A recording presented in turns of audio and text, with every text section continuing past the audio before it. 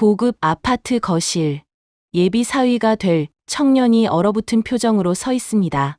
그의 앞에는 단정한 차림의 여인이 서 있죠. 방금 전까지 웃고 있던 그의 얼굴이 순식간에 하얗게 질립니다. 나야. 영잔의 손맛 강남 본점에서 배달하던 그 할머니. 어머니가 그 할머니셨어요? 김치국물 쏟아서 양복 버린 그 할머니. 진상 손님한테 욕먹던 그 할머니.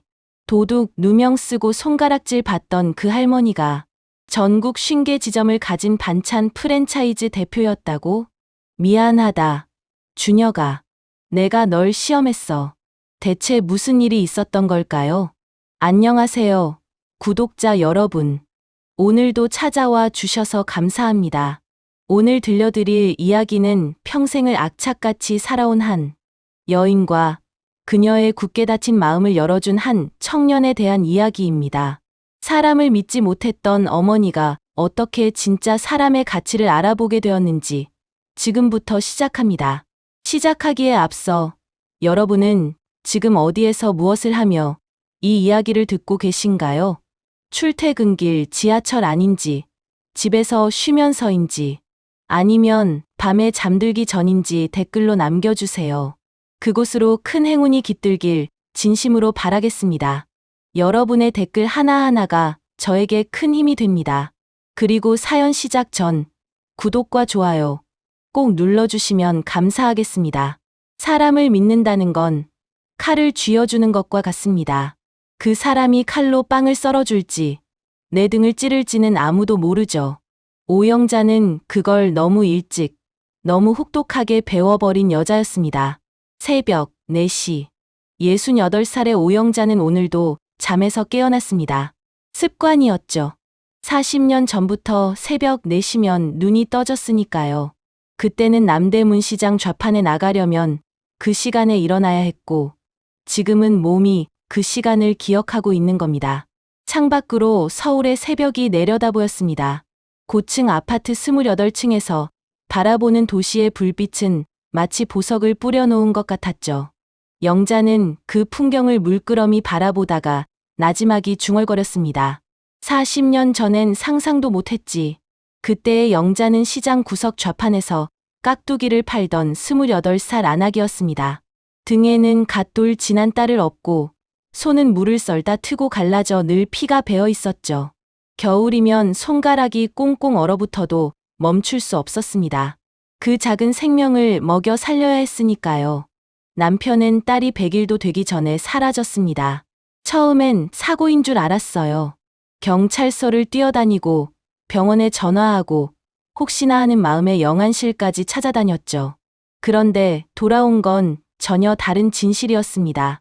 남편이 영자 몰래 집문서를 빼돌려 사업 보증을 섰고 그게 다 날아가자 빚더미만 남긴 채 도망쳤다는 것. 남은 건 갓난아이와 산더미 같은 빚, 그리고 산산이 부서진 신뢰뿐이었습니다. 그날 밤 영자는 잠든 딸을 안고 펑펑 울었습니다. 하지만 다음 날 아침 눈물 자국이 채 마르기도 전에 시장으로 나갔죠. 울고 있을 시간이 없었으니까요. 그 뒤로 영자는 이를 악물었습니다. 다시는 사람을 믿지 않겠다고. 오직 내 손, 내 힘으로만 살아남겠다고. 그렇게 40년, 좌파는 작은 가게가 되었고 작은 가게는 프랜차이즈가 되었습니다. 지금 영잔의 손맛은 전국에 50개 지점을 둔 반찬 체인으로 영자는 그 모든 것을 일군 대표이사였죠. 하지만 성공의 그늘에는 늘 배신의 기억이 따라붙었습니다. 사업이 커질수록 손을 내미는 사람도 많아졌어요. 동업하자는 사람, 투자하겠다는 사람, 좋은 기회라며 접근하는 사람. 영자는 처음엔 몇 번 믿어보기도 했습니다. 하지만 결과는 늘 같았죠. 돈을 들고 사라지거나 뒤통수를 치거나 뭔가를 훔쳐 달아났습니다. 그 경험이 쌓이고 쌓여 영자의 마음은 단단히 굳어버렸습니다. 이제는 누가 아무리 좋은 말을 해도 먼저 의심부터 하게 되었죠. 저 사람이 나한테 왜 친절하지? 뭘 노리는 거지? 내 뒤에 있는 돈이 탐나는 거 아냐? 그렇게 굳어버린 마음에 딱 하나, 말랑한 곳이 남아 있었습니다. 딸, 오지연. 영자가 세상에서 유일하게 조건 없이 사랑하는 존재였죠. 그 아이를 위해서 악착같이 돈을 벌었고 그 아이만큼은 자신처럼 고생시키지 않겠다고 다짐해왔습니다. 금요일 저녁, 일주일에 한 번 있는 딸과의 저녁 식사는 영자에게 가장 소중한 시간이었습니다. 직접 차린 밥상을 앞에 두고 딸의 일상을 듣는 것, 그게 영자가 누리는 유일한 행복이었죠. 그런데 오늘따라 지연의 눈치가 심상치 않았습니다. 젓가락을 굴리며 뭔가 말하려다 삼키기를 반복하더니 이내 숨을 깊이 들이쉬었습니다. 영자의 촉이 번뜩였죠. 수십 년 장사로 단련된 직감이 말해주고 있었습니다. 뭔가 큰 이야기가 나온다. 엄마, 나 할 말 있어. 영자는 젓가락을 내려놓고 딸을 바라보았습니다. 말해. 나 결혼하고 싶은 사람이 생겼어. 순간 공기가 멈춘 것 같았습니다. 영자의 심장이 철렁 내려앉았죠. 물론 32살이면 결혼 이야기가 나올 나이입니다. 언젠가는 들을 줄 알았어요. 하지만 막상 그 말을 듣는 순간 가슴 속에서 뭔가 날카로운 것이 스치고 지나갔습니다. 결혼. 갑자기? 갑자기는 아니야. 만난 지 1년 좀 넘었어. 1년이 넘었는데 이제 말해. 확신이 생긴 다음에 말씀드리고 싶었어. 이 사람이 맞는지. 영자는 등을 의자에 기대며 딸의 얼굴을 찬찬히 살폈습니다. 지연의 눈에는 확신이 서려 있었습니다. 저건 그냥 설렘이 아니야. 진심이구나. 그래서 그 남자가 누군데? 지연이 휴대폰을 꺼내 사진 한 장을 보여주었습니다. 화면 속에는 환하게 웃고 있는 청년이 있었습니다. 훤칠한 키에 단정한 이목구비, 부드러워 보이는 눈매. 첫인상은 나쁘지 않았죠. 하지만 영자는 이미 경계 모드로 들어가 있었습니다. 이름은 박준혁이야. 33이고 중소기업 영업부에서 일해. 중소기업이라. 어디? 크지는 않은데 탄탄한 회사야. 건실하게 오래된 곳이야. 집안은? 아버지는 일찍 돌아가셨고 어머니 혼자 키우셨대. 지금은 어머니가 지방에서 작은 가게 하시고. 영자의 눈이 가늘어졌습니다. 속으로 계산기를 두드려 보았죠. 아버지 일찍 돌아가셨다. 어머니 혼자 고생하셨다. 지방에서 작은 가게. 변변한 배경이 없다는 소리잖아. 그러니까 뭐야. 없는 집안이라는 거네. 엄마, 그런 식으로 말하지 마. 사실이 그렇잖아. 내가 틀린 말 했어. 지연의 얼굴이 굳어졌습니다. 하지만 영자도 물러설 생각이 없었죠. 엄마 눈엔 어떻게 보이는 줄 알아? 없는 집안 남자가 우리 집 배경 보고 달라붙은 거야. 흔한 패턴이지. 엄마는 사람을 왜 그렇게 봐? 준혁이는 안 그래. 내가 뭘 가졌는지 관심도 없어. 관심 없는 척하는 거지. 세상에 조건 안 보는 남자가 어딨어. 영자의 목소리가 날카롭게 올라갔습니다. 지연도 지지 않았죠. 엄마가 그 사람을 만나봤어. 한 번도 안 만나보고 어떻게 그렇게 단정해. 만나서 뭘 어쩔 건데. 예비 장모 앞에서 본색 드러낼 바보가 어딨어. 다들 잘 보이려고 연기하지. 두 사람의 시선이 팽팽하게 부딪혔습니다. 잠시 침묵이 흘렀죠. 밤이 깊어지고 지연이 돌아간 뒤에도 영자는 잠을 이룰 수 없었습니다. 침대에 누워 천장을 바라보는데 수십 년 전 기억들이 파도처럼 밀려왔습니다. 결혼하던 날, 남편이 귓가에 속삭이던 말. 당신만 믿어. 내가 꼭 잘 살게 해줄게. 그 말을 곧이곧대로 믿었던 25살의 자신. 그리고 3년 뒤, 빈집에 홀로 남겨진 채 빚쟁이들에게 둘러싸여 떨던 그날의 공포. 영자는 눈을 질끈 감았습니다. 안 돼. 지연이만큼은 나처럼 당하게 할 수 없어. 문제는 방법이었습니다. 직접 만나봤자 소용없다는 건 영자도 알고 있었죠. 자기가 장모라는 걸 알면 누구든 좋은 모습만 보여줄 테니까요. 진짜 그 인간이 어떤 놈인지 알려면 다른 방법이 필요했습니다. 그때 문득 한 가지 생각이 머리를 스쳤습니다. 그래, 저 남자가 내가 누군지 모르는 상태에서 봐야 해. 그래야 진짜 본 모습이 나오지. 영자의 눈이 번뜩였습니다. 지연이가 그랬지. 저 남자 회사가 강남 쪽이라고. 점심마다 근처에서 밥 먹을 거 아냐. 우리 강남 본점이 그 근처인데. 퍼즐 조각이 맞춰지기 시작했습니다. 영자는 벌떡 일어나 앉았죠. 내가 가게에 숨어서 지켜보면 되겠네. 아르바이트 할머니로 위장하면 아무도 신경 안 쓸 거야. 사진으로 얼굴은 봤으니까 알아볼 수 있어. 그런데 저쪽은 내 얼굴을 몰라. 아직 만난 적이 없으니까. 완벽했습니다. 자신은 상대를 알지만 상대는 자신을 모르는 상황. 그 상태에서 저 남자가 평소에 어떻게 행동하는지, 어떤 사람인지 두 눈으로 직접 확인하는 겁니다. 영자는 휴대폰을 집어 들었습니다. 화면에는 아까 지연이가 보여준 사진이 저장되어 있었죠. 환하게 웃고 있는 청년의 얼굴을 한참 들여다보았습니다. 두고 보자, 박준혁. 내가 진짜인지 가짜인지 내가 직접 밝혀내겠어. 다음 날 아침, 영자는 강남 본점 점장에게 전화를 걸었습니다. 나야. 다음 주부터 내가 본점에 나갈 거야. 아르바이트로. 네? 대표님이 직접요. 왜? 안 돼. 아니, 안 될 건 없는데. 갑자기 무슨 일이? 자세한 건 묻지 마. 딱 한 가지만 지켜. 직원들한테 내 정체 절대 발설하지 마. 난 그냥 새로 들어온 배달 아르바이트 할머니야. 네, 알겠습니다. 전화를 끊고 영자는 옷장 앞에 섰습니다. 고급 정장들을 지나쳐 맨 구석에 처박혀 있던 낡은 옷들을 꺼냈죠. 빛바랜 남색 조끼와 헐렁한 면바지, 낡은 고무신. 40년 전 시장에서 입던 것과 비슷한 차림이었습니다.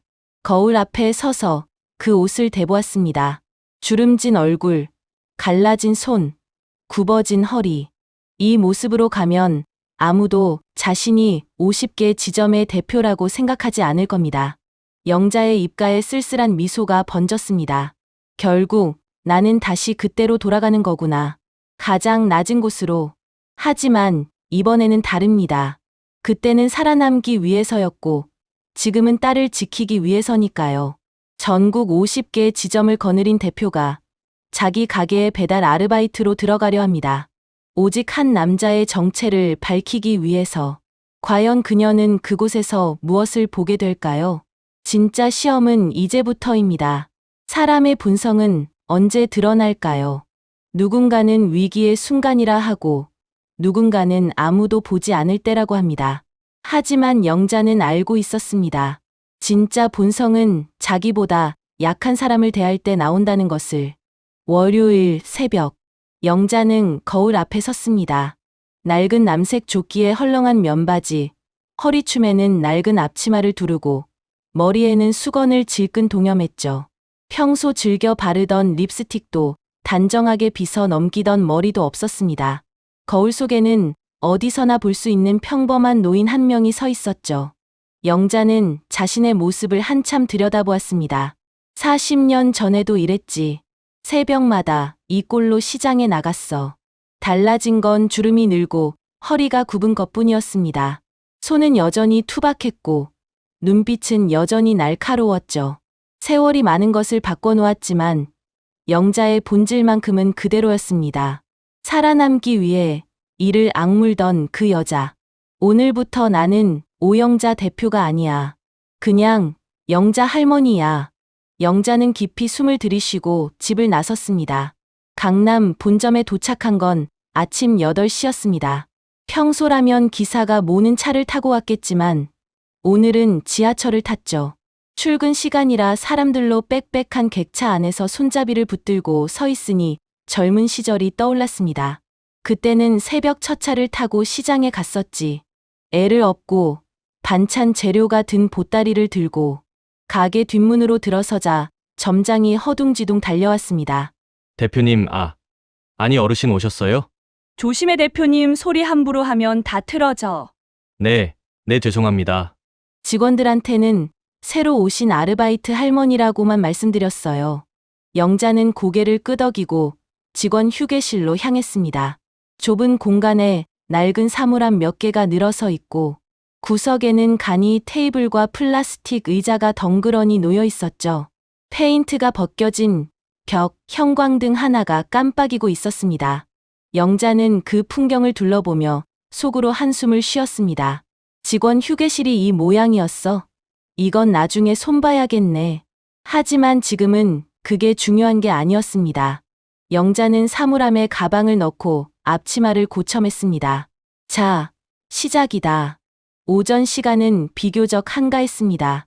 영자는 주방에서 반찬 소분을 돕거나 빈 용기를 정리하는 일을 맡았죠. 손이 알아서 움직였습니다.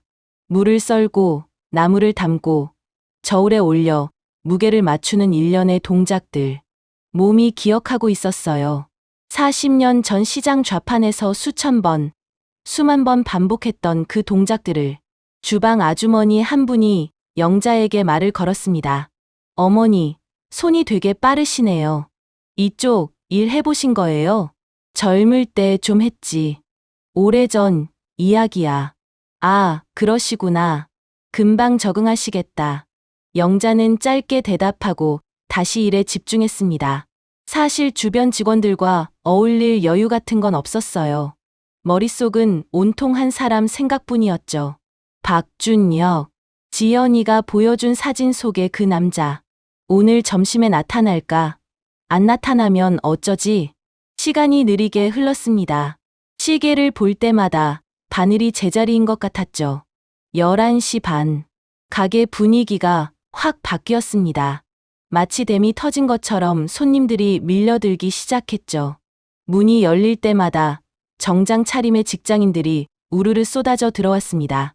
계산대 앞으로 줄이 늘어서고 직원들은 정신없이 손을 놀렸죠. 영자도 홀로 나가 도시락 포장을 도왔습니다. 손님들 얼굴을 하나하나 훑어보았습니다. 휴대폰에 저장해둔 사진 속 얼굴을 떠올리면서요. 훤칠한 키, 단정한 이목구비, 선해 보이는 눈매. 그런 청년을 찾아 시선을 두리번거렸죠. 하지만 12시가 넘도록 그 얼굴은 보이지 않았습니다. 오늘 안 오는 건가? 설마 다른 데서 점심 먹나? 초조함이 밀려왔습니다. 애써 꾸민 이 판이 헛수고로 끝나는 건 아닐까 하는 불안감. 영자는 손에 든 도시락 봉투를 꽉 쥐며 입구 쪽을 노려보았습니다. 그때였습니다. 문이 열리고 한 청년이 들어왔습니다. 곤색 정장에 깔끔한 넥타이, 한쪽 어깨에 서류 가방을 걸친 차림. 키가 훤칠하고 인상이 부드러웠죠. 영자의 심장이 쿵 하고 내려앉았습니다. 저 얼굴 틀림없어. 박준혁이었습니다. 영자는 반찬 진열대 뒤에 서서 그를 관찰했습니다. 준혁은 줄을 서서 차례를 기다리고 있었죠. 그 사이 휴대폰을 꺼내 뭔가를 확인하더니 잠깐 미소를 지었습니다. 입가에 번진 그 웃음이 자연스러웠어요. 억지로 꾸민 웃음이 아니라 진짜 기분이 좋아서 짓는 웃음 같았죠. 지연이한테 연락하는 건가? 영자는 눈을 가늘게 뜨고 그의 일거수일투족을 놓치지 않았습니다. 곧 준혁의 차례가 왔습니다. 직화불고기 도시락 하나랑 잡채 반찬 추가요. 목소리가 또렷하고 예의 발랐습니다. 직원에게 반말을 하거나 거들먹거리는 기색이 없었죠. 계산을 마치고 도시락이 나올 때까지 한쪽에서 조용히 기다렸습니다. 영자는 속으로 중얼거렸습니다. 여기까진 괜찮네. 근데 이 정도는 누구나 해. 중요한 건 따로 있지. 이제 첫 번째 시험을 시작할 차례였습니다. 마침 준혁이 주문한 도시락이 포장되어 나왔습니다. 영자가 먼저 그것을 집어들었죠. 옆에 있던 젊은 직원이 손을 내밀었습니다. 어머니, 제가 갖다 드릴게요. 괜찮아. 내가 할게. 영자는 도시락 봉투를 들고 천천히 준혁에게 다가갔습니다. 심장이 빠르게 뛰었습니다. 손바닥에 땀이 배어나왔죠. 수십 년간 온갖 협상과 거래를 해왔지만 이렇게 긴장되기는 처음이었습니다. 준혁의 바로 앞까지 다가갔습니다. 서로의 거리가 한 걸음도 채 안 될 때 영자는 일부러 발을 헛디딘 척 비틀거렸습니다. 그리고 손에 든 봉투를 확 기울였죠. 철퍼덕. 도시락 안에 담겨있던 김치가 쏟아지면서 빨간 국물이 준혁의 양복 재킷 위로 튀었습니다. 선명한 붉은 자국이 곤색 천 위에 번졌죠. 가게 안이 순간 조용해졌습니다. 아이고, 이를 어째. 영자는 일부러 당황한 표정을 지으며 소리쳤습니다. 죄송합니다. 젊은 양반. 내가 손이 떨려서 그만. 정말 죄송해요. 허리를 굽혀 연신 사과하면서 준혁의 표정을 살폈습니다. 이제 어떻게 나오나 보자.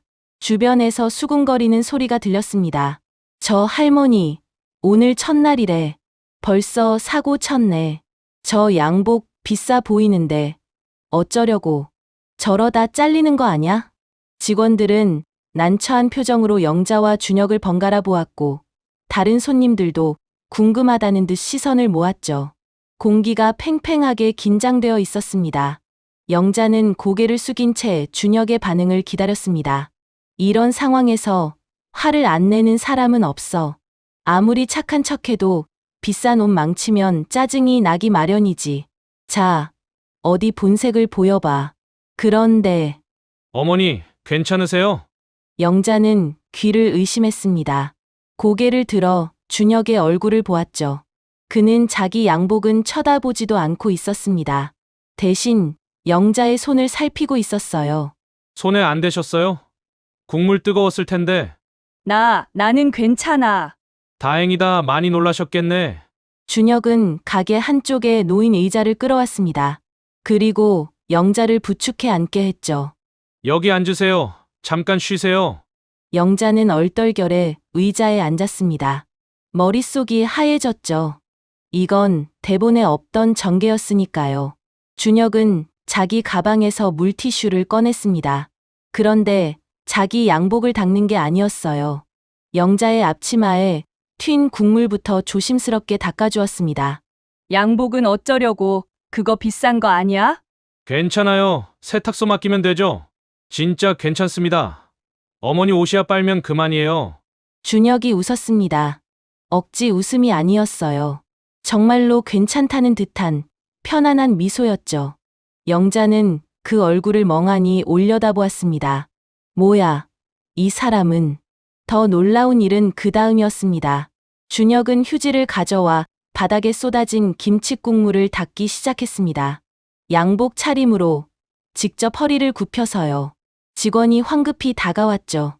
손님, 저희가 할게요. 일어나세요. 아니에요. 제가 받으려다 쏟은 거니까요. 제가 해도 되죠? 아니, 그래도. 준혁은 이미 바닥을 닦고 있었습니다. 주변 손님들이 그 모습을 신기하다는 듯 바라보았죠. 어머, 요즘 저런 사람도 있구나. 영자는 의자에 앉은 채 그 광경을 지켜보았습니다. 가슴 한구석에서 뭔가 묘한 감정이 올라왔죠. 불편했습니다.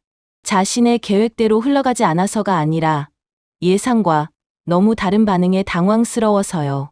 이게 연기야? 아니면 진짜야? 잠시 후 새 도시락이 포장되어 나왔습니다. 준혁은 바닥 청소를 마치고 일어나 손을 털었죠. 직원이 미안한 표정으로 도시락을 건넸습니다. 정말 죄송합니다, 손님. 세탁비라도 드릴게요. 아니에요. 진짜 괜찮아요. 준혁은 도시락을 받아들었습니다. 그리고 나가려다 문득 발걸음을 멈추더니 다시 영자에게 다가왔죠. 어머니, 진짜 괜찮으세요? 안색이 안 좋아 보이시는데 응, 괜찮아. 그냥 좀 놀라서. 첫날이시라면서요? 적응하느라 힘드셨을 텐데 저 때문에 더 당황하셨겠다. 제가 죄송해요. 영자는 할 말을 잃었습니다. 뭐라고? 자기가 피해를 본 건데 오히려 나한테 미안하다고? 아니야. 내가 왜 미안해. 내가 쏟은 건데. 그래도요, 첫날부터 이런 일 있으면 마음이 안 좋으시잖아요. 내일은 좋은 일만 있으실 거예요. 준혁은 환하게 웃어 보였습니다. 그러더니 자기 주머니에서 뭔가를 꺼냈습니다. 알록달록한 포장지에 쌓인 사탕 2알이었죠. 이거 드세요. 점심때 바쁘게 일하시면 당 떨어지실 것 같아서요. 영자는 멍하니 손을 내밀었습니다. 사탕이 손바닥 위에 놓였죠. 따뜻했습니다. 그의 체온이 느껴지는 것 같았어요. 준혁은 가볍게 목례를 하고 가게를 나섰습니다. 영자는 사탕을 쥔 채 한참 동안 그 뒷모습을 바라보았습니다. 점심시간이 지나고 가게가 한산해졌을 때 영자는 휴게실 구석에 앉아 그 사탕을 만지작거리고 있었습니다. 가식일지도 몰라. 속으로는 그렇게 되뇌었지만 손은 계속 사탕을 굴리고 있었죠. 영자는 지금까지 수많은 사람을 만나왔습니다. 좋은 사람, 나쁜 사람, 좋은 척하는 나쁜 사람. 그 중에서 가장 위험한 건 세 번째였죠. 처음에는 천사처럼 굴다가 등을 돌리는 순간 칼을 꽂는 부류. 영자는 그런 인간들에게 너무 많이 당해왔습니다. 저 남자도 그런 부류일 수 있어. 아직 속단하면 안 돼. 하지만 마음 한구석이 자꾸 흔들렸습니다. 아무리 연기라고 해도 저 정도는 쉽지 않거든요. 비싼 양복에 음식 쏟으면 짜증이 나는 게 인지상정인데 저 남자는 화를 내기는커녕 오히려 자기를 걱정했습니다. 바닥까지 직접 닦고 사탕까지 건네면서요. 연기라면 대단한 연기고 진짜라면 대단한 놈이야. 저녁 집에 돌아온 영자에게 딸에게서 전화가 왔습니다. 엄마, 오늘 어땠어? 힘들지 않았어? 괜찮아. 걱정 마. 무리하지 마. 엄마, 나이가 어린 것도 아니잖아. 영자는 대꾸 없이 듣고만 있었습니다. 그때 지연이 덧붙였죠. 참, 준혁이가 오늘 점심 먹다가 웃긴 일 있었대. 뭔데? 반찬 가게에서 도시락 받다가 옷에 음식 쏟았나 봐. 근데 그게 웃기대. 본인보다 가게 할머니가 더 놀랐을 것 같아서 걱정됐다면서? 영자의 손이 멈췄습니다. 그 할머니가 첫날이셨나 봐. 많이 당황하셨을 텐데 내일 또 가서 괜찮으신지 여쭤봐야겠대. 걔가 원래 좀 그래. 자기 일보다 남 걱정을 먼저 하는 스타일이야. 전화기를 준 영자의 손에 힘이 들어갔습니다. 그래, 엄마, 왜 목소리가 이상해? 아니야, 피곤해서 그래. 끊어. 영자는 전화를 끊고 소파에 몸을 묻었습니다. 손에는 아직 그 사탕이 들려 있었죠. 저 남자가 지연이한테 뭐라고 했다고? 가게 할머니가 놀랐을까봐 걱정됐다고? 내일 또 와서 확인하겠다고? 영자는 사탕 하나를 입에 넣었습니다. 달콤한 맛이 혀끝에 퍼졌죠. 하지만 마음만은 달콤하지 않았습니다. 흔들리면 안 돼. 사람은 한 번 본다고 알 수 있는 게 아니야. 영자는 눈을 질끈 감았습니다. 하지만 그래도 가슴 한구석에서 작은 균열이 생기기 시작했습니다. 굳게 닫아두었던 문 사이로 희미한 빛이 새어 들어오는 것 같았죠.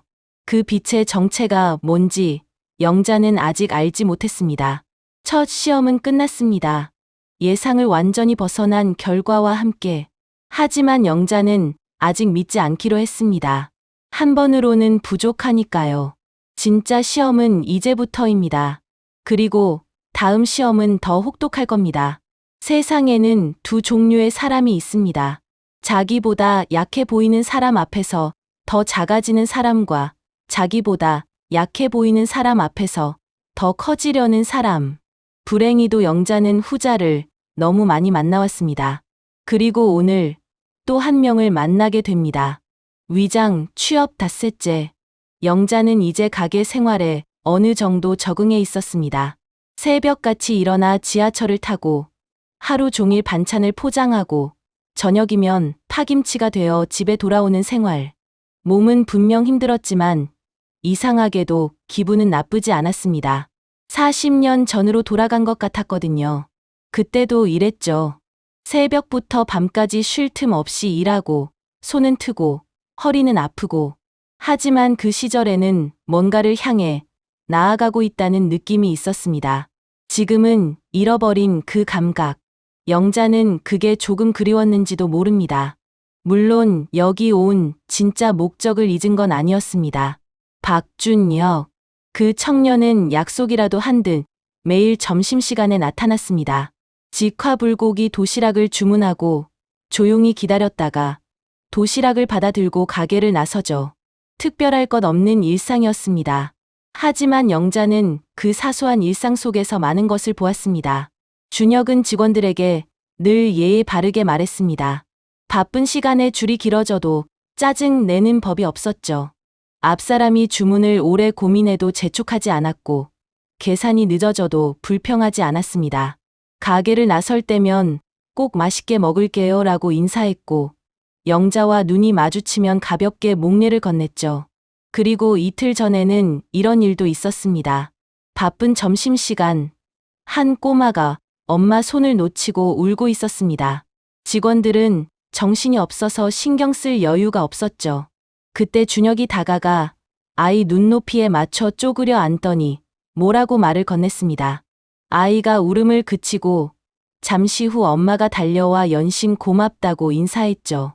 영자는 그 장면을 멀찍이서 지켜보았습니다. 저게 연기일까? 아무도 안 보는 데서도 저럴까? 의심은 여전했지만 확신은 점점 흐려지고 있었습니다. 그날도 평범한 점심시간이 될 줄 알았습니다. 12시가 조금 넘은 시각, 가게는 여느 때처럼 손님들로 북적였습니다. 영자는 카운터 옆에서 도시락 포장을 돕고 있었죠. 손이 바쁘게 움직이는 와중에도 눈은 계속 입구를 향해 있었습니다. 준혁이 올 시간이었거든요. 그때 문이 벌컥 열리며 한 남자가 들어왔습니다. 50대 중반쯤 되어 보이는 남자였습니다. 배가 나오고 얼굴이 벌겋게 달아올라 있었죠. 양복 차림이었지만 넥타이는 풀어헤쳐져 있었고 걸음걸이가 어딘가 거만했습니다. 들어서자마자 주변을 휘둘러 보더니 인상을 찌푸렸죠. 영자의 촉이 번뜩였습니다. 저 인상, 저 걸음걸이, 진상이다. 수십 년간 장사하면서 길러진 직감이었습니다. 저런 타입은 뭔가 트집을 잡으려고 들어오는 사람이에요. 기분이 나쁜 일이 있었거나 아니면 원래 성격이 그런 거죠. 어느 쪽이든 좋은 손님은 아니었습니다. 남자가 반찬 진열대 앞에 섰습니다. 이것저것 들여다보더니 직원을 불렀죠. 야, 여기 김치 얼마야? 네, 그건 500g에 12,000원입니다. 뭐? 12,000원. 미쳤어. 시장에서 5,000원이면 사는 거 아냐? 저희는 국내산 재료만 사용해서요. 맛도 다르실 거예요. 맛이 달라. 김치가 다 거기서 거기지. 에이, 됐어. 남자는 투덜거리며 다른 반찬들을 훑어보았습니다. 멸치볶음을 집어들었다가 내려놓고 잡채를 들여다보다가 또 내려놓았죠. 뭐 하나 마음에 드는 게 없다는 표정이었습니다. 영자는 못 본 척하며 자기 일을 계속했습니다. 저런 인간 상대하면 에너지만 낭비야. 그냥 알아서 나가겠지. 하지만 그녀의 예상은 빗나갔습니다. 남자가 영자 쪽으로 다가왔습니다. 그리고 영자가 막 포장을 끝낸 도시락을 가리키며 말했죠. 이거 뭐야? 반찬 양이 왜 이래? 이거 다 채운 거 맞아? 영자가 고개를 들었습니다. 남자의 얼굴이 코앞에 있었죠. 네, 정량대로 담은 거예요. 정량. 눈 감고 담은 거 아냐? 어디 보자. 남자가 도시락 뚜껑을 열더니 반찬 칸을 손가락으로 찔렀습니다. 여기 봐, 김치가 이게 다야? 이것도 반찬이라고 준 거야? 손님, 다 정해진 양대로 담은 거예요. 원하시면 반찬 추가 주문하실 수 있어요. 추가 주문. 돈 더 내라고. 야, 이 할머니가 지금 나한테 뭐라는 거야? 남자의 목소리가 높아졌습니다. 주변 손님들이 슬슬 고개를 돌려 쳐다보기 시작했죠. 영자는 침착하게 대응하려 했습니다. 이 정도쯤이야. 예전에 더한 놈들도 많이 상대해봤어. 하지만 남자는 거기서 멈추지 않았습니다. 아니, 나이 처먹었으면 눈치라도 있어야지. 손님한테 돈 더 내라고. 그게 서비스야. 여기 직원 교육을 어떻게 시킨 거야? 죄송합니다, 손님. 제가 설명이 부족했네요. 영자는 고개를 숙였습니다. 일부러 더 작아지는 것처럼 굴었죠. 대표인 자신이 나서서 싸울 수는 없었으니까요. 여기서 정체가 들키면 안 되니까요. 하지만 그 모습이 남자의 기세를 더 돋운 것 같았습니다. 남자가 한 발짝 더 다가왔습니다. 영자를 내려다보며 비웃듯 말했죠. 야, 이 나이에 여기서 이런 일이나 하는 거 보니까 인생 별거 없었나 보네. 자식들이 효도를 안 하나? 아니면 자식 복이 없어서 이 고생이야? 순간 영자의 눈빛이 흔들렸습니다. 자식 복이 없다. 그 말이 가슴에 비수처럼 박혔습니다. 딸 하나 키우려고 얼마나 피눈물을 흘렸는데 새벽부터 밤까지 일하면서 애 얼굴 한번 못 보는 날이 얼마나 많았는데 그런데 자식 복이 없다고? 하지만 영자는 이를 악물었습니다. 참아야 했어요. 여기서 폭발하면 안 됐습니다. 죄송합니다, 손님. 죄송하면 다야? 죄송하면 다냐고? 남자가 더 큰 소리를 질렀습니다. 가게 안이 쥐 죽은 듯 조용해졌죠. 직원들은 어쩔 줄 몰라 하며 서로 눈치만 보고 있었습니다. 다른 손님들은 불편한 표정으로 외면하거나 흥미롭다는 듯 구경하고 있었고요. 아무도 나서지 않았습니다. 영자는 그 순간을 또렷이 느꼈습니다. 고개를 숙이고 서 있는 자신, 그리고 자신을 내려다보며 큰 소리치는 남자. 이 광경을 보면서도 아무도 끼어들지 않는 현실. 그래, 세상은 원래 이래. 약자 편 들어줄 사람 없어. 쓴웃음이 나올 뻔했습니다. 그때였습니다. 손님, 말씀이 좀 심하시네요. 낯익은 목소리가 들렸습니다. 영자가 고개를 돌렸습니다. 준혁이 어느새 남자의 옆에 서 있었죠. 점심을 사러 온 건지 손에 지갑을 들고 있었습니다. 하지만 그의 눈은 지갑이 아니라 남자를 향해 있었어요. 어르신도 여기서 일하시는 분이십니다. 음식에 불만이 있으시면 정식으로 말씀하시면 될 일이지. 인신공격은 아니지 않습니까? 남자가 준혁을 흘겨보았습니다. 뭐야? 네가 뭔데 남의 일에 끼어들어? 여기 직원이야? 아니요. 저는 그냥 손님입니다. 손님이면 손님답게 줄이나 서 왜 남의 일에 참견이야? 손님이니까 참견하는 겁니다. 여기서 밥 먹는 사람으로서 가게 분위기가 이러면 곤란하거든요. 남자의 얼굴이 벌겋게 달아올랐습니다. 야, 이 새끼가 지금 나한테 뭐라는 거야? 네가 뭔데? 새끼 소리는 저희 어머니한테 들을게요. 손님, 불만 있으시면 점장님 부르시든지 본사에 연락하시든지 하세요. 어르신한테 소리 지르는 건 아니지 않습니까? 준혁의 목소리는 높아지지 않았습니다. 하지만 단호했죠. 물러설 기색이 전혀 없었어요. 남자는 씩씩거리며 준혁과 영자를 번갈아 보았습니다. 주변 시선이 자신에게 쏠린 걸 의식한 건지 아니면 더 이상 싸워봤자 손해라는 걸 계산한 건지 입술을 실룩거리더니 결국 돌아섰죠. 씨, 재수 없어. 다신 안 와. 이런데. 문이 쾅 닫히며 남자가 사라졌습니다. 가게 안에 정적이 흘렀습니다. 준혁이 영자에게 다가왔습니다. 표정이 걱정스러웠죠. 어머니, 괜찮으세요? 많이 놀라셨죠? 응, 괜찮아. 저런 사람 말 신경 쓰시면 안 돼요. 세상에 아무한테나 화풀이하는 사람 많아요. 영자는 고개를 끄덕였습니다. 하지만 시선은 준혁의 얼굴에서 떠나지 않았죠. 왜 나선 거야? 남들 다 외면하는데. 준혁은 주변 직원에게 양해를 구하더니 가게 구석에서 따뜻한 보리차를 한 컵 가져왔습니다. 그리고 영자의 손에 쥐어주었죠. 이거 드세요. 마음 좀 진정하시고요. 고마워. 근데 너는 괜찮아? 저 사람이 너한테도 뭐라 했잖아. 저야 뭐 괜찮죠. 원래 저런 사람들이 저런 거예요. 신경 쓰면 지는 겁니다. 준혁이 웃었습니다. 그 웃음을 보는 순간 영자의 가슴 깊은 곳에서 뭔가가 와르르 무너지는 소리가 들렸습니다. 그날 저녁, 영자는 집에 돌아와서도 한참을 멍하니 앉아 있었습니다. 손에는 낮에 준혁이 건네준 보리차 컵 대신 며칠 전에 받은 사탕 하나가 들려 있었죠. 아직 먹지 않고 남겨둔 것이었습니다. 왜 나섰을까? 그 질문이 머릿속을 떠나지 않았습니다. 준혁은 저 상황에서 끼어들 이유가 없었습니다. 아무 관계도 없는 노인이었으니까요. 괜히 끼어들었다가 봉변당할 수도 있었어요. 실제로 그 남자한테 욕도 들었죠. 그런데도 나섰습니다. 자기보다 약한 사람이 부당하게 당하는 걸 그냥 못 보는 거야. 영자는 그게 어떤 의미인지 너무 잘 알고 있었습니다. 40년 전 시장에서 영자도 저런 일을 수없이 당했거든요. 진상 손님한테 욕먹고 무시당하고 가끔은 물건을 집어던지는 사람도 있었죠.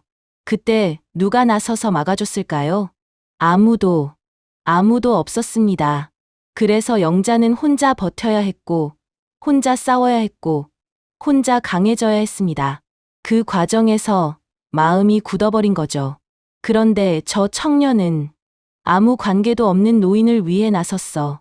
영자는 사탕을 손바닥 위에 올려놓고 한참을 바라보았습니다. 이게 연기라고? 아무리 생각해도 말이 안 됐습니다. 연기라면 카메라가 있어야 하고, 관객이 있어야 하고, 뭔가 보상이 있어야 하죠.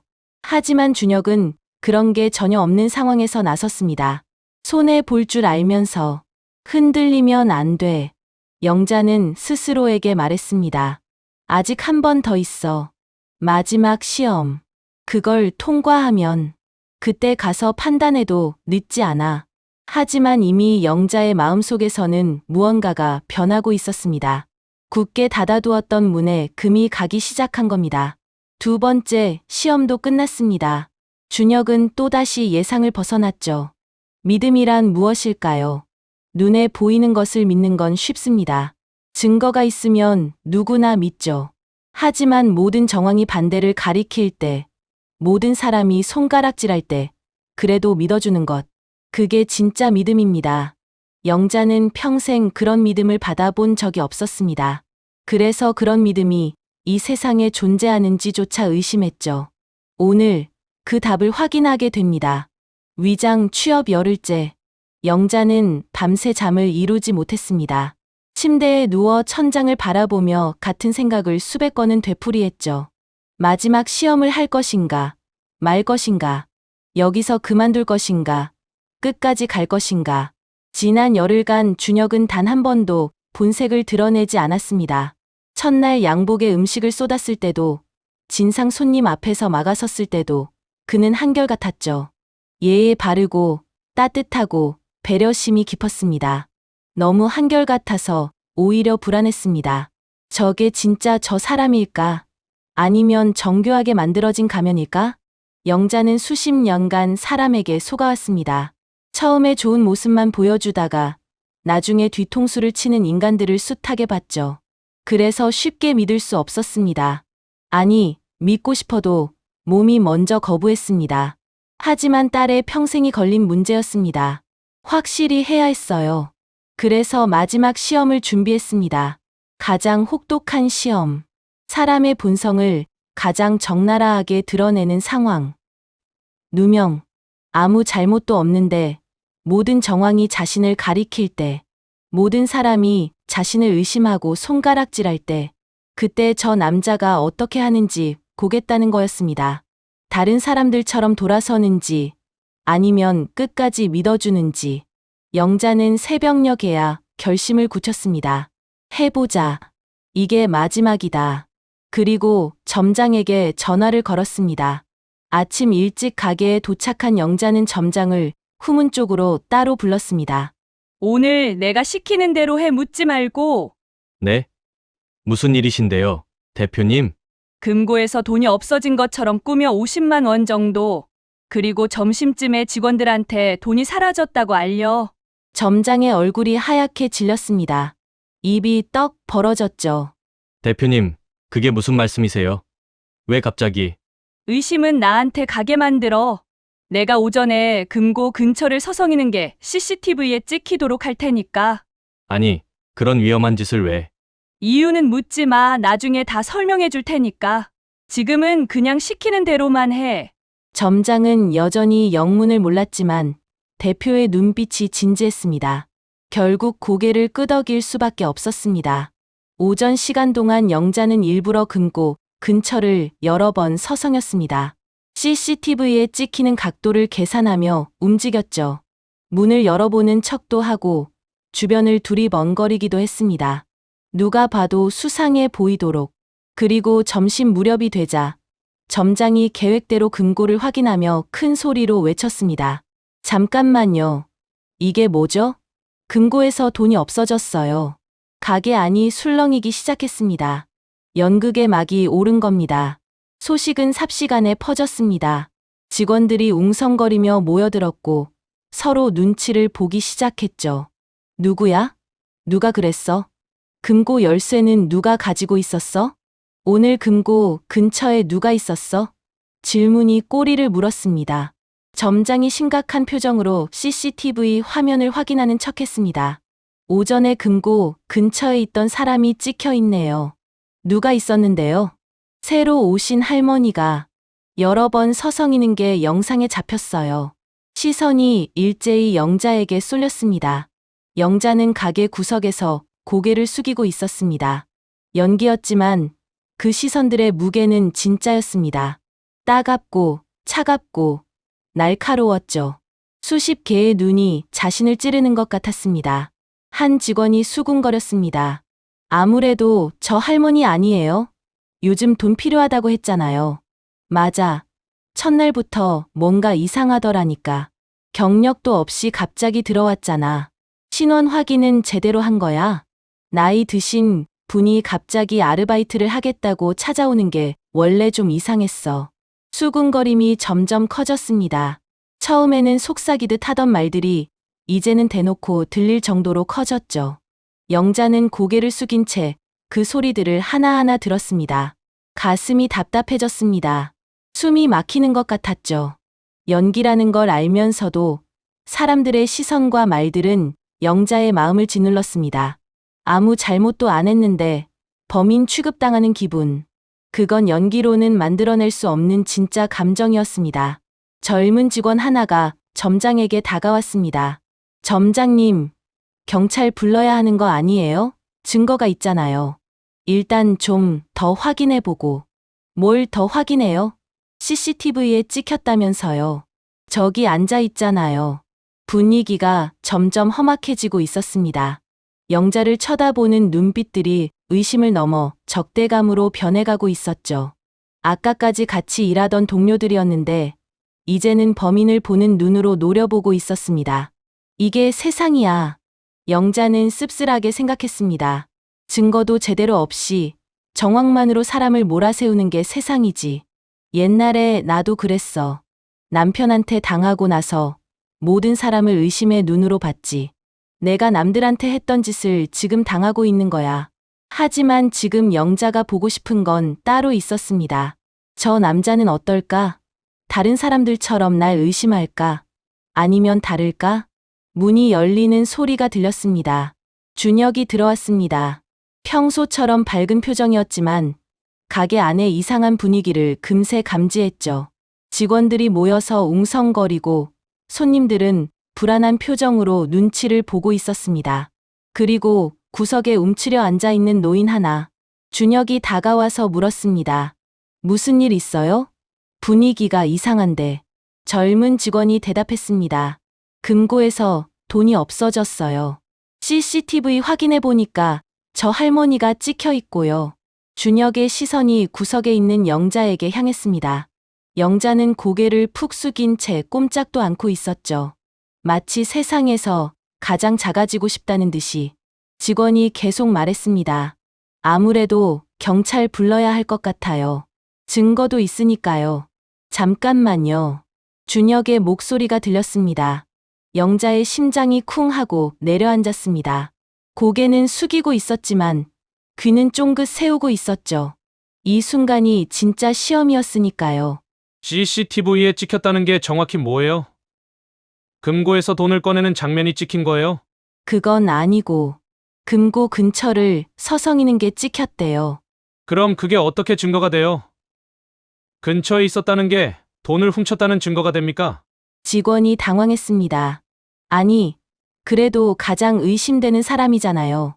의심되는 거랑 범인인 거랑은 다른 거죠. 그 시간대에 다른 사람은 안 지나갔어요. CCTV 전체를 확인은 해보신 거예요? 준혁이 점장을 바라보았습니다. 점장은 움찔하며 시선을 피했죠. 점장님, 그 시간대 CCTV 전체 영상 확인해 보셨어요? 금고에 접근한 다른 사람 기록은 없고요. 아직 전체는 못 봤어요. 그럼 확인부터 해보셔야죠. 한 사람만 찍혔다고 그 사람이 범인이라고 단정하시면 안 되는 거 아닙니까? 분위기가 묘하게 바뀌기 시작했습니다. 아까까지 영자를 몰아세우던 직원들이 슬슬 눈치를 보기 시작했죠. 준혁의 말이 틀린 게 아니었으니까요. 하지만 젊은 직원이 물러서지 않았습니다. 그래도 가장 의심되는 건 저 할머니잖아요.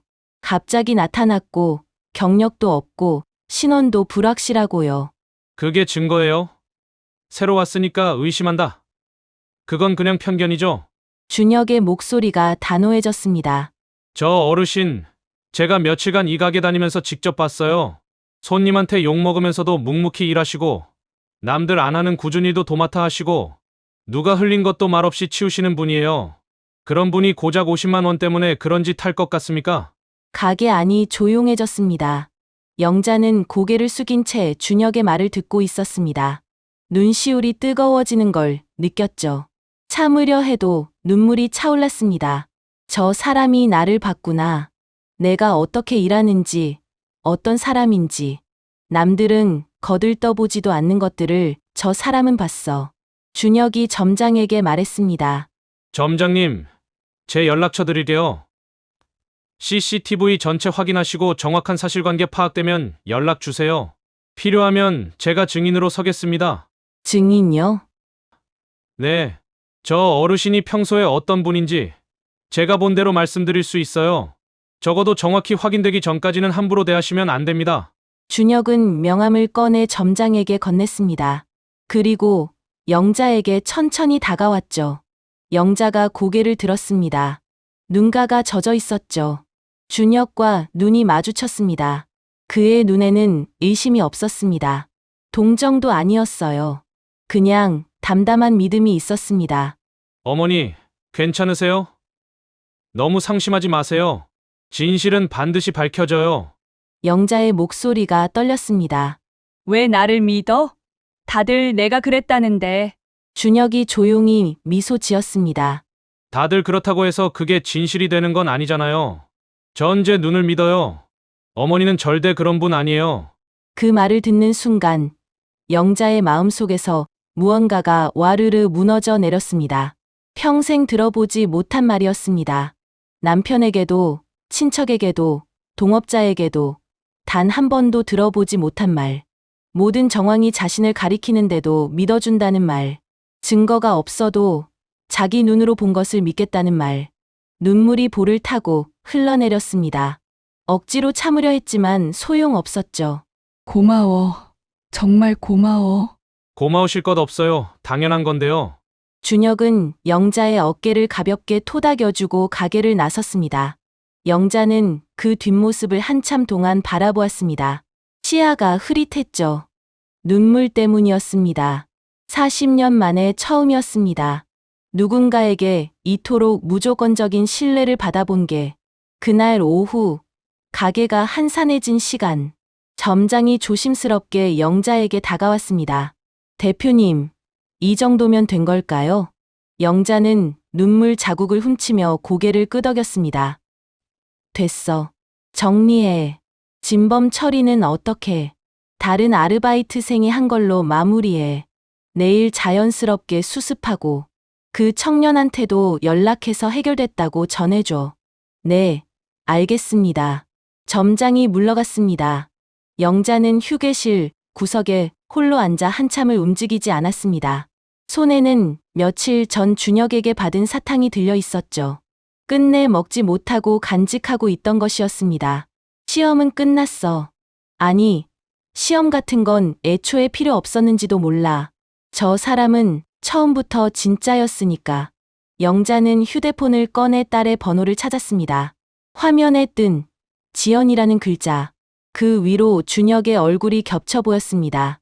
내 딸은 사람 볼 줄 아는 아이였구나. 나보다 훨씬. 영자의 입가에 희미한 미소가 번졌습니다. 이제 이 연극을 끝낼 시간이었습니다. 마지막 시험이 끝났습니다. 모든 정황이 그녀를 범인으로 가리켰지만 단 한 사람은 끝까지 흔들리지 않았습니다. 다들 의심할 때 혼자 믿어줬고 다들 외면할 때 혼자 나서줬죠. 영자는 마침내 깨달았습니다. 딸이 왜 저 남자를 선택했는지. 그리고 자신이 얼마나 잘못된 의심을 하고 있었는지. 이제 남은 건 단 하나. 진실을 밝히는 것입니다. 과연 그 순간 준혁은 어떤 표정을 지을까요? 그리고 영자는 어떤 말로 사과하게 될까요? 토요일 아침, 영자는 평소보다 일찍 일어났습니다. 어젯밤에도 잠을 설쳤죠. 하지만 이번에는 걱정 때문이 아니었습니다. 오늘 할 일을 생각하니 가슴이 두근거렸어요. 긴장되기도 하고 부끄럽기도 하고 그러면서도 어딘가 홀가분했습니다. 열흘간 짊어지고 다니던 짐을 오늘 내려놓게 될 테니까요. 영자는 거울 앞에 섰습니다. 며칠 전까지 입던 낡은 조끼와 헐렁한 바지 대신 오늘은 단정한 블라우스와 슬랙스를 꺼내 입었죠. 머리도 깔끔하게 빗어 올리고 오랜만에 립스틱도 발랐습니다. 거울 속에 비친 건 반찬 가게 배달 할머니가 아니라 영자네 손맛 대표 오영자였습니다. 그래, 이게 원래 내 모습이지. 하지만 지난 열흘간의 기억이 스쳐 지나갔습니다. 새벽같이 일어나 지하철 타던 일, 하루 종일 반찬 포장하며 허리가 끊어질 것 같던 일, 진상 손님에게 욕먹으며 고개 숙이던 일, 그 시간들이 힘들기만 한 건 아니었어요. 오히려 잃어버렸던 무언가를 되찾은 기분이었습니다. 그리고 무엇보다 한 사람을 제대로 알게 됐죠. 박준혁. 그 청년은 영자의 모든 시험을 통과했습니다. 아니, 통과한 정도가 아니었어요. 영자가 상상했던 것 이상이었죠. 양복에 음식을 쏟았을 때도 화내지 않았고, 진상 손님 앞에서 당당히 막아섰고, 모든 사람이 손가락질할 때 혼자 믿어줬습니다. 이제 그에게 진실을 말해야 할 시간이었습니다. 오전 10시, 영자는 딸에게 전화를 걸었습니다. 지연아, 오늘 저녁에 집에 와. 준혁 씨도 같이 데리고. 응. 갑자기? 무슨 일 있어, 엄마? 무슨 일은 그냥 밥 같이 먹자고. 진짜 그것만이야. 목소리가 이상한데. 영자는 잠시 망설였습니다. 딸에게 먼저 말해야 할까? 아니면 준혁과 함께 있을 때 말해야 할까? 하지만 이건 딸도 알아야 하는 일이었죠. 아니, 딸이 먼저 알아야 했습니다. 지연아, 사실 엄마가 너한테 할 말이 있어. 뭔데? 전화로는 좀 그래. 일단 와. 저녁 6시까지. 알았어. 근데 엄마, 진짜 무슨 일이야? 걱정되게. 걱정할 일 아니야. 좋은 일이야. 아마도. 영자는 전화를 끊고 깊이 숨을 내쉬었습니다. 이제 돌이킬 수 없어. 오늘 다 털어놔야 해. 오후 내내 영자는 저녁 준비에 매달렸습니다. 오랜만에 직접 요리를 했죠. 갈비찜, 잡채, 나물 3가지, 김치전, 그리고 된장찌개. 전부 손이 많이 가는 음식들이었습니다. 예전에 지연이가 어릴 때 생일마다 해주던 상차림이었죠. 재료를 다듬고 양념을 만들고 불 앞에 서서 저어가며 영자는 생각했습니다. 그때는 이렇게 해줄 시간이 없었지. 새벽부터 밤까지 일하느라 애 얼굴도 못 보는 날이 태반이었어. 미안했어, 지연아. 엄마가 너한테 많이 못 해줬지. 하지만 이제라도 해주고 싶었습니다. 딸에게, 그리고 앞으로 가족이 될 사람에게. 저녁 5시가 되자 음식이 완성되었습니다. 식탁 위에 정성스럽게 차려진 상을 바라보며 영자는 고개를 끄덕였죠. 6시 정각, 초인종이 울렸습니다. 영자의 심장이 덜컥 내려앉았습니다. 손바닥에 땀이 배어나왔죠. 수십 년간 사업하면서 온갖 협상과 거래를 해왔지만 이렇게 긴장되기는 처음이었습니다. 문을 열자 지연이 서 있었습니다. 그 뒤로 준혁의 모습도 보였죠. 엄마, 왔어. 그래, 들어와. 지연이 먼저 들어오고 준혁이 따라 들어왔습니다. 준혁은 정중하게 인사를 하려다 문득 멈칫했죠. 영자의 얼굴을 보는 순간 뭔가 이상한 느낌을 받은 것 같았습니다. 이상하다. 어디서 본 것 같은데. 하지만 아직 확신은 없는 눈치였죠. 영자는 애써 태연한 척하며 거실로 안내했습니다. 일단 앉아. 밥 먼저 먹고 얘기하자. 식사는 어색한 침묵 속에 시작되었습니다. 지연은 뭔가 심상치 않은 분위기를 눈치챘는지 연신 엄마와 준혁을 번갈아 보았죠. 준혁은 예의 바르게 음식을 먹으면서도 계속 영자의 얼굴을 힐끔거렸습니다. 뭔가 걸리는 게 있는 표정이었어요. 맛있게 먹어. 오랜만에 직접 한 거야. 엄마가 직접. 무슨 바람이 불었어? 바람은 무슨. 사위될 사람 처음 집에 온 건데 대접을 해야지. 그 말에 준혁이 머쓱하게 웃었습니다. 감사합니다. 어머니. 정말 맛있습니다. 맛있으면 많이 먹어. 영자는 준혁을 바라보았습니다. 저 청년은 아직 모르고 있었죠. 자신이 누구인지, 지난 열흘간 무슨 일이 있었는지 곧 알게 될 겁니다. 그때 어떤 표정을 지을까요?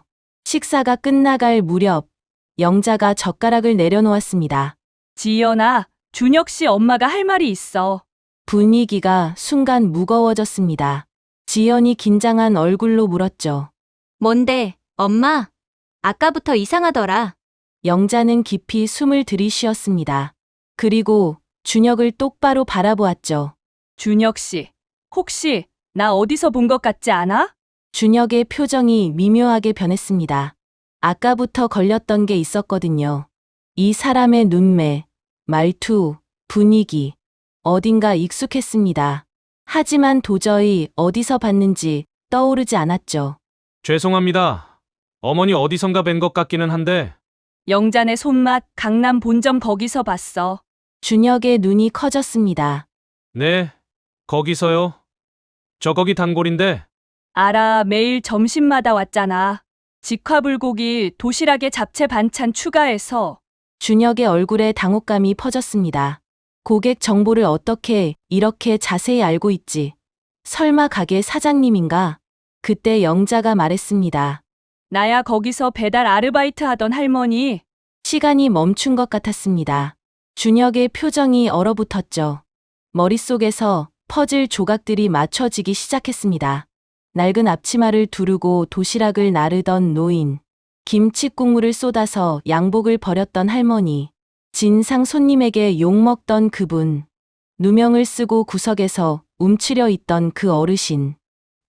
그게 이분이었다고? 어머니가 그 할머니셨어요? 지연도 충격을 받은 표정이었습니다. 엄마, 무슨 소리야? 엄마가 왜 거기서 아르바이트를 해? 영자는 딸을 바라보았습니다. 미안함과 부끄러움이 뒤섞인 눈빛이었죠. 미안하다. 지연아, 엄마가 너한테 말 안 하고 한 일이 있어. 영자는 처음부터 모든 것을 털어놓았습니다. 지연이가 결혼하겠다고 했을 때 느꼈던 불안함, 준혁을 믿지 못했던 마음, 직접 확인하기 위해 가게에 위장 취업한 일, 일부러 양복에 음식을 쏟은 것도, 금고 사건을 꾸민 것도 전부. 이야기가 끝나갈 무렵 거실 안은 무거운 침묵에 잠겨 있었습니다. 지연은 믿을 수 없다는 표정이었고 준혁은 아직도 상황을 소화하지 못한 얼굴이었죠. 영자는 두 사람의 반응을 기다리며 가슴이 조여왔습니다. 그때 지연이 입을 열었습니다. 엄마 어떻게 그럴 수 있어? 준혁이를 그렇게까지 시험했어? 목소리에 서운함이 가득했죠. 미안해, 엄마가 잘못했어. 내가 사람 못 믿는 거야? 내 눈이 그렇게 못 믿어왔어?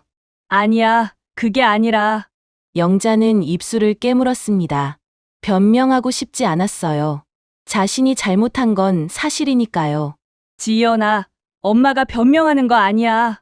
그냥 이해해달라는 것도 아니고 다만 영자의 눈가가 붉어졌습니다. 엄마는 평생 사람한테 속기만 했어. 내 아빠한테, 친척들한테, 동업자들한테. 믿었다가 배신당한 게 한두 번이 아니야. 그러다 보니까 누구도 못 믿게 됐어. 내가 데려온 사람도. 목소리가 떨렸습니다. 근데 그게 핑계가 되는 건 아니지. 준혁 씨한테 했던 짓은 잘못이야. 사람을 시험하고 누명까지 씌우고 그건 내가 평생 당해왔던 짓을 똑같이 한 거야. 정말 미안해. 영자가 자리에서 일어났습니다. 그리고 준혁 앞에 서서 허리를 깊이 숙였죠. 준혁 씨, 미안해요. 내가 못난 의심으로 당신을 시험했어요. 준혁이 당황하며 손을 내저었습니다. 아, 어머니 이러시면 안 되죠. 일어나세요. 아니야. 들어, 내가 할 말이 있어. 영자가 고개를 들었습니다. 눈에 눈물이 그렁그렁 맺혀 있었죠. 나는 평생 돈이 사람의 값인 줄 알았어. 그래서 당신이 우리 지연이를 사랑하는 것도 못 믿었지. 배경을 보고 온 거라고, 재산을 노린 거라고 단정 지었어. 영자가 준혁의 손을 잡았습니다. 근데 당신은 가장 낮은 곳에 있는 나를 사람으로 대해줬어. 양복에 음식 쏟았을 때 화내기는커녕 나를 걱정해줬고, 진상 손님한테 욕먹을 때 막아줬고, 다들 손가락질할 때 혼자 믿어줬어. 눈물이 볼을 타고 흘러내렸습니다. 그게 얼마나 어려운 건지 나는 알아. 나는 평생 그런 대접 못 받아봤거든. 남편한테도, 가족한테도, 누구한테도. 그런데 당신은 아무 조건 없이 해줬어. 영자의 목소리가 갈라졌습니다. 고마워. 그리고 미안해. 당신 같은 사람을 의심했던 내가 부끄러워. 준혁은 말을 잃었습니다. 얼떨떨한 표정으로 영자를 바라보고 있었죠. 하지만 곧 그의 눈가도 붉어졌습니다. 어머니, 저는 괜찮아요. 괜찮긴 내가 얼마나 비열하게. 아니에요. 저도 이해해요. 준혁이 영자의 손을 꼭 잡았습니다. 어머니가 왜 그러셨는지 알 것 같아요. 평생 힘들게 사셨잖아요. 혼자서 다 감당하셨잖아요. 그러다 보면 사람이 무서워지는 거예요. 저도 그런 거 알아요. 영자의 눈에서 눈물이 멈추지 않았습니다. 오히려 감사해요. 덕분에 어머니가 어떤 분인지 알게 됐으니까요. 저 정도로 확인하셔야 직성이 풀리는 분이면 지연이 씨를 얼마나 아끼시는 건지 알겠어요. 지연이 두 사람에게 다가왔습니다. 엄마, 지연아, 미안해. 내 남자친구를 그런 식으로. 엄마. 지연이 영자를 안아주었습니다. 나도 알아 엄마가 얼마나 힘들게 살았는지, 얼마나 많이 당했는지. 그래서 못 믿는 거잖아. 나한테 그러지 말라고 한 적도 없었어. 그냥 속상했어.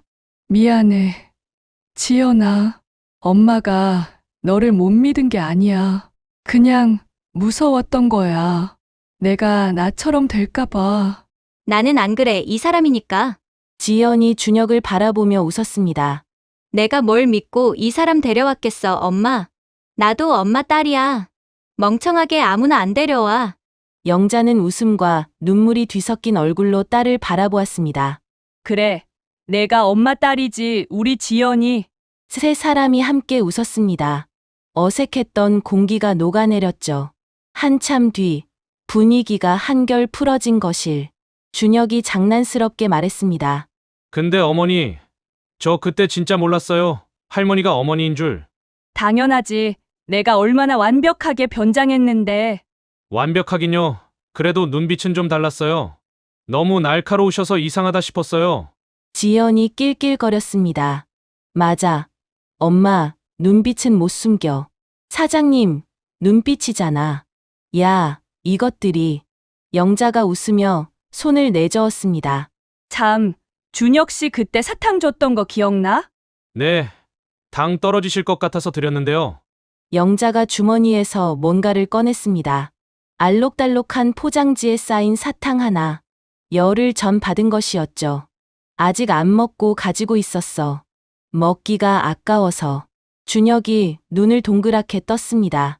진짜요? 그때 이 사탕 받고 처음으로 흔들렸어.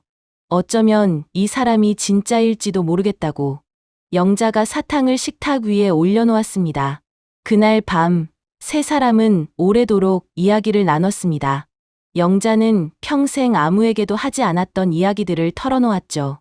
남편에게 버림받았을 때의 절망, 혼자 아이 키우며 느꼈던 두려움, 사업을 키우면서 겪었던 배신들, 그리고 그 모든 것이 어떻게 자신을 단단하게, 그러면서도 딱딱하게 만들었는지. 준혁은 묵묵히 들어주었습니다. 가끔 고개를 끄덕이고, 가끔 눈시울을 붉히면서. 지연은 처음 듣는 이야기에 눈물을 훔치며 엄마의 손을 꼭 잡았죠. 마침내 영자가 말했습니다. 준혁 씨, 아까 한 말 기억해? 나 같은 사람 이해한다고 했잖아. 그 말이 제일 고마웠어. 사과를 받아주는 것보다 이해한다는 말이 더 고마웠어. 당신이라면 우리 지연이를 잘 지켜줄 수 있겠다. 준혁이 진지한 표정으로 대답했습니다. 약속드릴게요. 어머니 지연이 씨 평생 행복하게 해줄게요. 그래, 믿을게. 영자가 미소 지었습니다. 진심이 담긴 미소였죠. 믿는다는 말을 이렇게 쉽게 할 수 있게 된 게 영자에게는 열흘간의 가장 큰 변화였습니다. 그로부터 석 달 뒤 두 사람의 결혼식이 열렸습니다. 영자는 하객석 맨 앞줄에 앉아 딸의 행진을 지켜보았습니다. 영자는 이제 알고 있었습니다. 의심하지 않아도 된다는 것을. 그리고 1년 뒤 손주가 태어났습니다. 영자는 병원에서 갓 태어난 아기를 안으며 주머니에서 뭔가를 꺼냈습니다. 이게 뭐야, 엄마? 사탕. 내 남편이 나한테 준 거야. 지연이 웃음을 터뜨렸습니다. 엄마, 그걸 진짜 아직까지 가지고 있었어? 당연하지. 이거 우리 가보야. 영자가 아기의 볼을 어루만지며 속삭였습니다. 이 할미가 너한테 알려줄 게 있어. 세상에는 진짜 좋은 사람도 있다는 거야. 그런 사람을 만나면 믿어줘도 된다는 거야. 창문으로 햇살이 쏟아져 들어왔습니다. 영자의 눈가에 맺힌 눈물이 반짝였죠. 그건 슬픔의 눈물이 아니었습니다. 평생 닫아두었던 마음의 문이 마침내 열린 사람의 감사의 눈물이었습니다. 사람을 믿는다는 건 때로는 상처받을 각오를 하는 겁니다. 하지만 믿지 않으면 결코 만날 수 없는 것들이 있죠. 진심, 행복, 그리고 가족. 오영자는 68대야 그걸 배웠습니다. 늦었지만 늦지 않았습니다. 아직 행복해질 시간이 충분히 남아 있었으니까요. 이것으로 이야기를 마칩니다. 오늘도 끝까지 들어주셔서 감사합니다. 이 영상이 마음에 드셨다면 좋아요와 구독 부탁드려요. 여러분의 응원이 저에게 큰 힘이 됩니다.